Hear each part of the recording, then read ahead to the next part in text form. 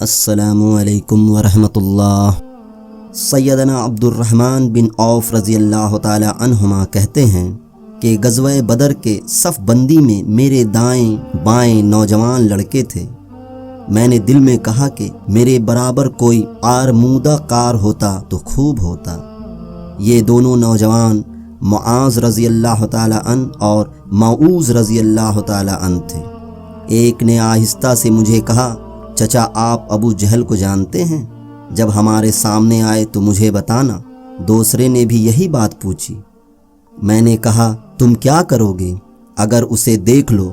انہوں نے کہا، ہم نے سنا ہے کہ وہ رسول اللہ صلی اللہ علیہ وسلم کو گالیاں دیتا ہے۔ ہم نے عہد کر لیا ہے کہ اسے ضرور قتل کریں گے یا اپنی جان دے دیں گے۔ اتنے میں ابو جہل چکر لگاتا ہوا لشکر کے سامنے آیا۔ میں نے دونوں لڑکوں سے کہا، دیکھو ابو جہل وہ ہے۔ یہ سنتے ہی دونوں ایسے جھپٹے جیسے شہباز کوے پر گرا کرتا ہے۔ دونوں نے اپنی اپنی تلواریں اس کے پیٹ میں گھونپ دی۔ وہ گر پڑا، جان توڑ رہا تھا کہ ابن مسعود رضی اللہ تعالی عنہما بھی پہنچ گئے۔